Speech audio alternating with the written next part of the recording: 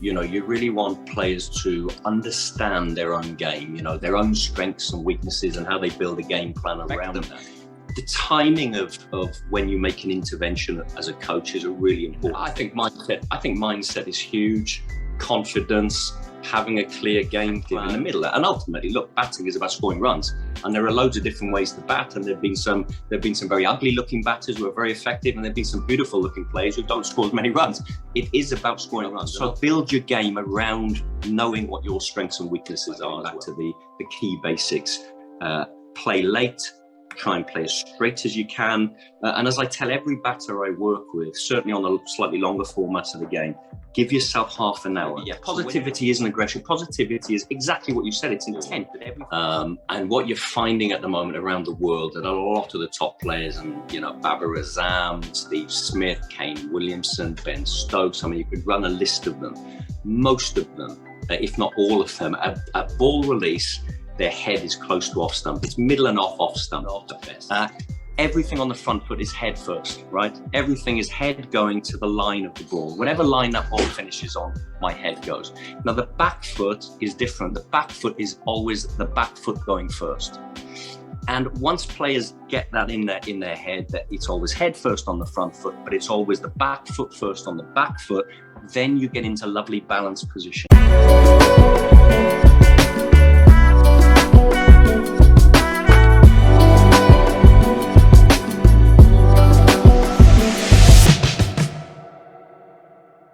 Cricket Life Stories with me, Neil Kagram. Today we're joined by Toby Radford. Toby, how are things going since we last spoke? Very well, good to see you. Yeah, pandemic is hopefully coming to the back end. Everyone's getting vaccinated, so all being well, sort of a positive thing, I think, as we come out of the back end of it. Yeah, fingers crossed. So in this chat, we're going to talk about batting, some of your main tips on the subject. Before we get into it, do you want to talk about what's been going on the last few months, your role with Bangladesh cricket, first of all? Yeah, I mean, my role with Bangladesh cricket is head of high performance. So it's basically running their sort of A team, the team that sits under the international side. Very talented group, got about 24, 25 players. Most of them were in the under-19 team that won the last World Cup. So it's a very strong group, especially on the batting and the spin bowling, as you can imagine out there. So yes, I've been out there, run some camps with them. Pleased in recent weeks and months to see that a few of those guys have gone on and done well in the international teams and starting to win some matches with them. So really good. I think for Bangladesh cricket, I think the future looks really positive because they do have this wealth of good young talent to work with. And then if anyone wants to actually get involved with you in terms of some personal coaching, you've got your website, you've got your online business. Do you want to just share that as well?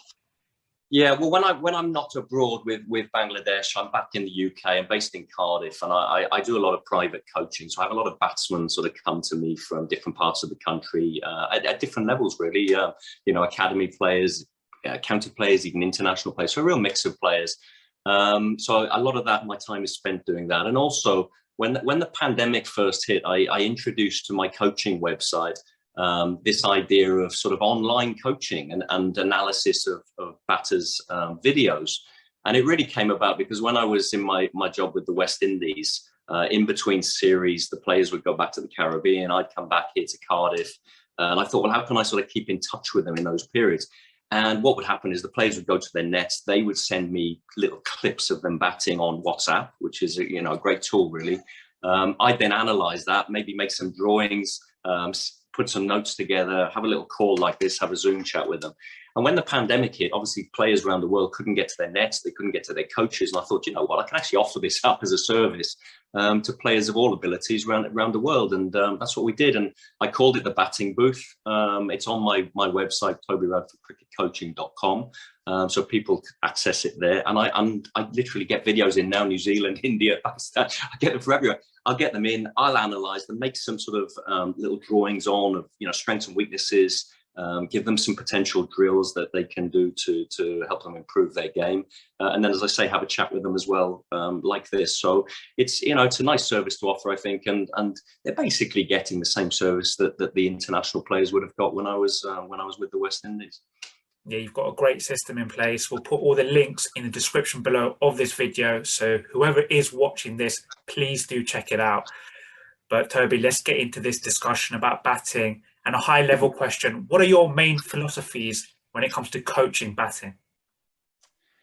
I think my philosophy as a coach per se, not just with batting, I think is that the players in many ways become their own coach. I think, you really want players to understand their own game, their own strengths and weaknesses and how they build a game plan around that. So I think the days of coaching where you're just giving instruction are long gone, because you don't want a player when things aren't going right to come and have to keep knocking on your door and tell what do I do. So I think it's giving them, when you're helping them develop their game, you're giving them understanding why things work, why things don't work. Because when you're not there, you want them to be able to put them right.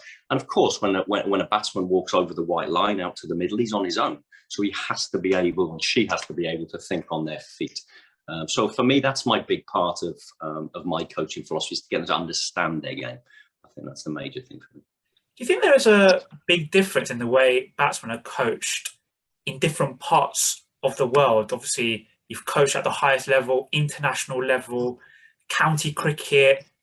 What are the main differences that you've seen globally in different parts of the world? Oh, yeah, for sure. And I think conditions obviously determine that. So if you look at Asian players, they tend to stand, and I know you want to talk a little bit about guards, and they tend to stand a little bit more leg side of the ball, just the way they're brought up. On the quicker surfaces, say in England, South Africa, Australia, players tend to stand a little bit further across, closer to the off stump. So guards for sure. Asian players brought up on slow turning wickets. They're very good with their wrists. They manipulate spin well.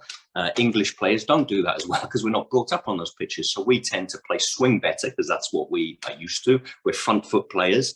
The Australians and the South Africans are more cuts and pulls, because they're brought up on quicker, bouncier wickets. So I think the players are a product of the environment and the conditions they're brought up in.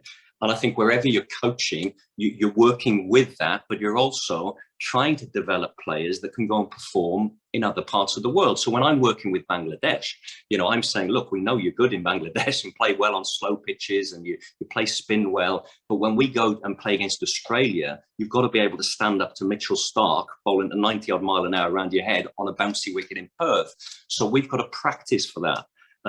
So it's all about developing the player to be able to perform in other parts of the world. And if you look at international cricket, there aren't many teams who perform as well away as they do at home. India, fantastic at home, but they struggle a bit more with the swinging ball. It's a test. England, very good against the swinging ball, struggle when it turns in India. So you're trying all the time as a coach to develop those bits where you're not brought up that way, and you want to improve those areas. Yeah. Another big debate that I have seen in amongst commentators, etc., and I want to get your insight on it. So are you of the belief that a player should be continually taught the technical correctness of their game, or should they be able to almost have guidance from afar and just work it out from themselves? What are your philosophies on that? Well, I think that the teaching and the learning is done in the early stages, isn't it? And it's coming back to that understanding. So, good technique is put in at the early ages, whether it's, 7, 8, 9, and you're developing, playing on the front and back foot, a good solid defense. You've got your shots, your scoring options. That comes at a very early age. Now, when that's built in, all the top players, then it's experience, and they just alter things as they develop their career. Their grip might change a bit. Their setup might change subtly. But the good basic technique should already be in place. I mean, that doesn't always happen, and sometimes you find players, as they go through the stages, little things creep in, and your job as a coach, when little habits creep in, and sometimes players don't feel them and know they're doing them, is your job is just to give that little bit of feedback. Say, look, do you realise that the bat's going a little bit behind your back, or your back foot sliding the wrong way? Little things that creep in. But I don't think the basics of the game have got to be done earlier. Get those in, and then it's just a case of letting players develop and work some things out as they go through. When it comes to, again, you've worked at the highest level and things are scrutinized a lot. If a player does adjust their technique in between games, how difficult is that to implement it in a game situation? How many hours of repetition would they have to perform? What are your views, insights, and experiences on that? It varies from player to player. Some players are able to make changes very quickly and do it in a way where they don't worry about it and they just make the adjustments. Some people panic a bit and then they overanalyze and worry about it. So you've almost got to know the individual, and you as an individual player have to know yourself. So I think the way that you deliver it to the player, you've got to know their personality and how they might respond. So if there's an issue that needs dealing with, occasionally I'll play it down if it's someone I know would worry about it. If it's someone who's quite laid back, you can be very honest and say, look, I think we need to sort this out, because you know they're not going to go away and it's going to affect them. The timing of when you make an intervention as a coach is a really important thing. You know, players might be scoring runs and they have an issue, and you might think, look, just leave them go. They're in good form. Their confidence is high. Just let them carry on. Obviously, if they're having a run of low scores and you know potentially what the issue is, then you've got to raise it. And you know, to answer your question in terms of how often you've got to hit the balls to put things right, I think it's a very individual thing. It's a very individual thing. You know, the bigger jobs are generally done out of season, but there are times in the middle of a series where somebody's struggling and you've just got to go and target the area that's causing the problem.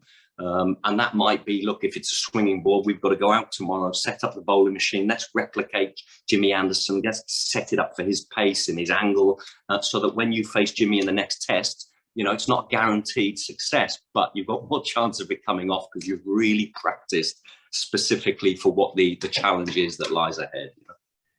And then when it comes to the makeup of a skill set of a batsman, what percentage would you put mindset in that? I think mindset is huge. Confidence, having a clear game plan.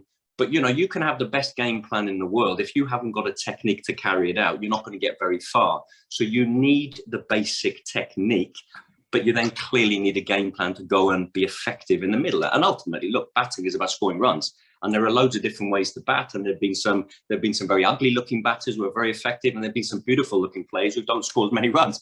It is about scoring runs. And ultimately people look in the book, don't they, years down the line, say, oh, this player averaged 50, he scored thousands of times. He must have been a top player. And this comes back again to knowing your game. If you know you don't play a good cover drive, don't play too many cover drives. You know, so build your game around knowing what your strengths and weaknesses are as well. And then perhaps this is more a question for young players, club players. What should their mindset be and approach be when it comes to practice?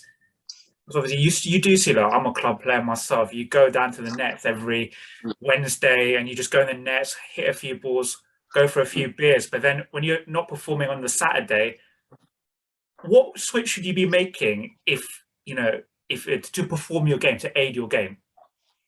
I think practice needs to have a purpose. I think in every opportunity that whenever you go to a net, it's an opportunity to improve your game. Now, that might be working on a specific aspect. It might be saying, look, I'm struggling against left arm spin. I'm going to set up my practice. Let's face a bit of spin and work on my game. So there may be a very specific element. You might know the team you're playing against next Saturday and the type of pitch you're going to play on. Right, I'm going to make my practice now. They've got a big, tall left armer. I'm going to practice. I'm going to get the bowling machine on left arm. It's going to swing in so that, again, when you come to your game on Saturday, you've given yourself the best chance for success because you've practiced the very angle, the line, the type of movement you're going to face on the Saturday. So I think very specific and practice with a purpose always. And I'm a big one. When somebody's game is in order, I'm always a big one for stretching them in practice. Make practice tough so that when you get out into the match, things will feel easier. You know, turn up the pace of the flinging. I fling from a bit closer sometimes. There have been times when we played England in the Caribbean a few years ago with the West Indies.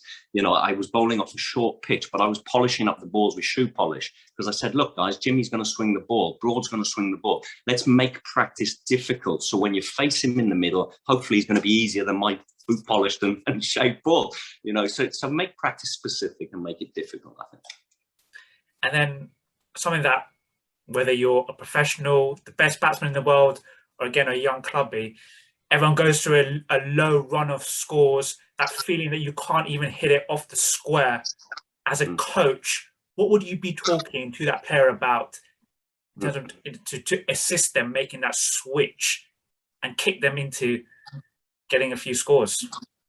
I think the first thing is them understanding and appreciating that's the nature of the game. And you can be the world's best player. You can be Virat Kohli. He's had runs of low scores. Every player in the world who's ever played the game has had a run of low scores. So you're not unique. Don't feel that it makes you a bad player because the world's best have tough times. That's the nature of the game. Bowlers are there to get you out. And you're gonna make the odd mistake. They're going to bowl good balls. You're going to get bad decisions. You're going to play on bad pitches. All these things can happen.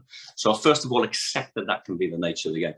Look and learn. Are you getting out in the same way? Is there something to be learned from how you've been getting out? Is there a pattern? Are you getting out to the same type of bowler? Is it the same type of length, same type of shot? So, there's a learning to do. And I think, look, very much for me, it's about getting back to the key basics. Play late, try and play as straight as you can. And as I tell every batter I work with, certainly on the slightly longer formats of the game, give yourself half an hour. So when you go out to bat, right, you've got to be switched on for that first period. Batting generally always gets easier. The toughest bit is when you first walk out there. You don't know the pace of the wicket. You haven't really seen the bowler before. What's the ball doing? So be sharp that first half an hour. And I say to guys, if you bat for half an hour, you'll probably bat for 2.5 hours, 3 hours. You'll get yourself a score. You'll get the team a score. So that first period of just being positive. And I think if you go out with a positive mindset of what I'm looking to do, while your brain is thinking of a positive thing, it can't then be worrying about failing or having another low score or anxiety. You've given yourself a positive thing to think about. And I think that's the best way to go. And when you mentioned positivity, is that aggressive nature, but aggressive in intent? So even when you're leaving the ball, aggressive, quick singles, would that be a fair statement?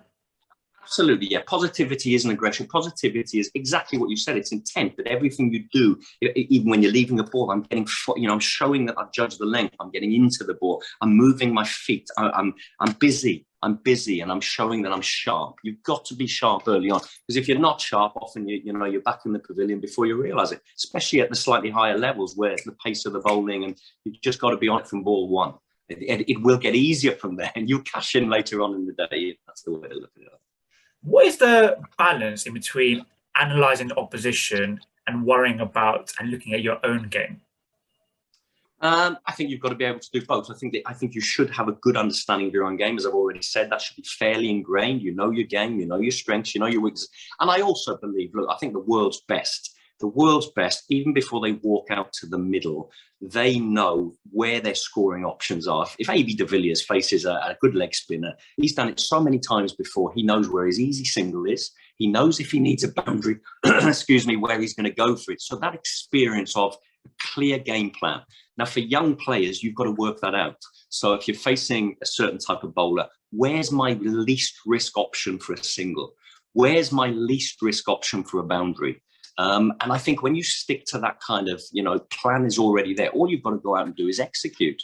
You don't want to be thinking of what to do when you're out there. That's got to be pretty much done before you get out there. And then you just play the ball as you see fit into that game plan, What would your main advice be for a young player perhaps suffering with nerves during the week of the game and then just about to go out to the middle? I think anxiety is, everyone feels it. And I think we all get anxious, certainly waiting to bat. It's often a one-chance game as a batter, and we know that. If we make one mistake, that's game over, can be. So I think, again, you've got to come back to this point of view. I'm not unique. Everybody feels nervous before they bat. So I think that should take a little bit of pressure off.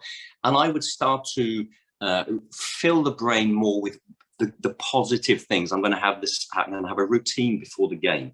I'm going to have my 5 or 10 minutes hitting balls. I'll do my top hand drills or whatever my little routine is before I go out to bat. So everything is filled with positivity. Where I'm going to, how I'm going to look to play today. I'm going to spend this first half an hour getting into the innings. And so I think fill it with positivity, accept that anxiety is a part of it.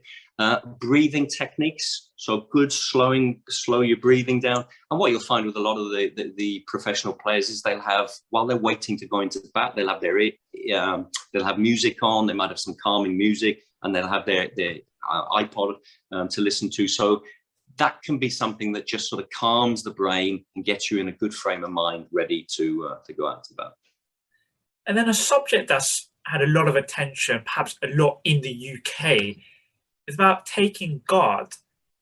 Yeah. A lot of county players you see on TV, they're now moving on to off stump when they're taking guard. Yeah. What are your views on that kind of setup? I know every player's different, but what are your general views on that and trigger movements, etc., from a technical I mean, point of view? it's look, it's all about where your head is at release of the ball. And what you're finding at the moment around the world, that a lot of the top players, and Babar Azam, Steve Smith, Kane Williamson, Ben Stokes, I mean, you could run a list of them. Most of them, if not all of them, at ball release, their head is close to off stump. It's middle and off stump at best. Now, two things with doing that. Two things that they do. Firstly, if they're in conditions like you get in England, green seamer, early season, big Duke's ball that can nip back in, they will adjust that so that the head that normally gets on off stump and gives them huge success around the world on quite flat pitches, they will maybe just come back a little bit with their guard to cater for the ball that moves in England. So, head becomes maybe more middle, early season in England. If the wicket is pretty flat, they will always be in and around middle and off stump. The second point is, and this is crucial for anyone who has their head close to off stump, at release of the ball, what the top players will do, they will align their head and their body weight back to the bowler's stumps. So a right-hander facing a right arm over bowler, he's a little bit open and he's lined up to the stumps and the body weight goes there. What they don't do is, if the ball is released from the middle of the crease or wide of the crease, they don't go to the early part of the flight. Because if you start to get your head going to the early part of the flight and then it angles in, seams in, swings in, you're going to end up playing across the ball and you become an LBW candidate, right? So the two key things are, you have to have your head going back at the stumps and watch. I talk to players about tracking the ball, but not going to the early part of flight. Track it and meet wherever the ball finishes. So if it angles in, you can then hit it back straight past the stumps. The problem is, and lesser players, they'll go early and then find they end up playing across the ball. And that's really the secret of playing any ball angling batting. And then for a young player, perhaps this is something that, it might be a slight generalization, but for a young player that cannot make the step up in levels, it might be due to the fact that they're facing the increased pace as they go through their ages, that inability to adapt and play off the back foot. Again, from a technical aspect, what advice would you give a young player? Well, I think, again, from an early age, they've got to practice the short ball. And that can be done with tennis balls, incredibles, balls that if it hits you, it's not going to cause any pain or any fear or anxiety, but getting them used to the length and getting them used to the pace. So, you can come, when I was young, many, many years ago, I used to practice with my dad with a tennis ball with tape on it, like they do in Asia. And we had a little old marble floor near us in an old school. And my dad, off a close pitch, used to throw it short and it would skid. So you would kind of get used from an early age to playing on the back foot. So there's all kinds of ways, I think, with young players where you can use, as I say, tennis balls, tape ball, incredible, to get used to it. And then you're looking at the technique of the back foot. Now on the front foot, and if I had a pound for every time I say this to players, I'd be a millionaire, and I'm not. Everything on the front foot is head first, right? Everything is head going to the line of the ball. Whatever line that ball finishes on, my head goes. Now, the back foot is different. The back foot is always the back foot going first. And once players get that in their head, that it's always head first on the front foot, but it's always the back foot first on the back foot, then you get into lovely balanced positions and you can hit your cuts and your pulls and your punches nicely from your back foot. The problem is where players play on the back foot and they go head first and then they end up unbalanced and the bottom hand takes over and you lose that lovely control of the front side of the body. So head first, front foot, back foot first, back foot. And that's it really. And I think you can work that with, as I say, with drills, with tennis balls and incredible, etc. And then your best tip for a young player, perhaps, again, struggling to pick a spinner. Would you advise they pick it out of the hand, off the pitch, or another technique? Again, your insight on that. Yeah, I mean, finger spin's not generally a problem, is it? Because with finger spinners, it's pretty easy. You're just waiting for the arm ball more than anything. It's a good quality wrist spinner that's got a well-disguised googly or flipper. That's much trickier. And I actually think the best way to learn isn't necessarily just facing it in the net, but getting somebody who bowls it to throw them and bowl them to you from a close range slowly. So you start to learn what you see from the hand, right? So obviously, with a leg spinner, you're seeing the ball coming at the side. With a googly, you're going to see more of this wrist. Now, what happens is if you get someone just to throw to you slowly, you'll start to pick it up and your brain starts to look for it. The top bowlers obviously bowl very quickly, so you haven't got a lot of time, but you can start to see that is, if you're seeing that, it's a googly. If I'm seeing that, it's a leg spinner, and you'll start to work out which way the ball's going to go. So that's always the way I do it with players. I break it down, then I go into a net situation. But before that, I'm just getting them used to seeing the different parts of the hand and the wrist. And what, in your opinion, do all the great batsmen, batswomen, either in the modern day or past players, have in common from a technical aspect? I think they all control the bat with the front side of the body. The top hand does all the work. The front shoulder, the top hand controls the bat. You don't see any world-class players who play only with the bottom hand. It's the top hand that controls it. They play late, so they play close to the body.